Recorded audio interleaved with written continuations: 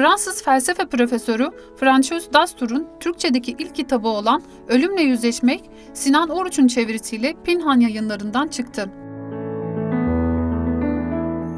Paris ve Nice Sofia Antipolis Üniversitesi'nde hocalık yapan ve birçok üniversitede misafir öğretim üyeliği görevinde bulunan Dastur, Fransızca, Almanca ve İngilizce birçok makale yayınladı. Aynı zamanda çeşitli dillere çevrilmiş 20'ye yakın kitabın yazarı olan Dastur'un bu kitabı felsefeye giriş niteliğindeki çalışmasıdır. Dastur, kitabına ölümle nasıl yüzleşiriz sorusuyla başlıyor ve ardından ölümle yüzleşmenin çeşitli biçimlerine kapı aralayacak olan sorularla devam ediyor. Ölüm gerçekten düşmanımız mı? Onunla yüzleşmek için ona savaş açmak ya da ondan kaçmak dışında bir yol yok mu? Acaba insan ölümü üstlenip ona razı gelemez mi?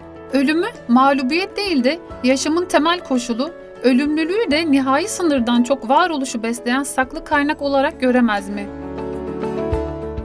Bu sorular çerçevesinde sürüp giden kitap, ölüm gerçekliğini bilen ve bütün yaşamı boyunca bu gerçeklikten kaçmaya çalışan insanın karşısına Platon'dan, Heidegger'den, Nietzsche'den, Montaigne'den ve daha birçok filozoftan hareketle ölümün farklı tanımlarını çıkarıyor. Bir yandan modern bilimin vaatleri, beden kültü, adrenalin isteği ve şöhret gibi bir takım sahte ölümsüzlükleri, diğer yandan felsefenin ölüme hazırlık olduğu gerçeğini bir arada yürüten Dastur, aynı zamanda ölümü aşmanın, ölümden kaçmanın ve ölümü üstlenmenin mümkün olup olmadığını tartışıyor.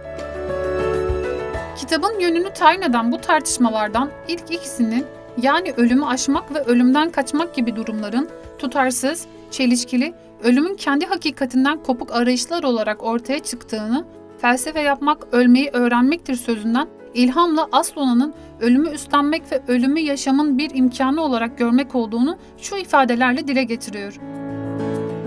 Ölümlü olmak, ölümsüzlük yansımalarına dur demektir. Bedenlerimizde ikamet ederek toprak üzerinde hakikatle yaşamak demektir. Dolayısıyla ölümlü olmak sadece ölümle yüzleşmek ve onun gözünün içine bakabilmek değil, ölebilmek ve böylelikle ölümü insana yapışmış bir kusur olarak görebilmektir. Ancak bu sayede malum olur ki ölüm endişesi hiçbir biçimde yaşama sevinciyle uyumsuz değildir.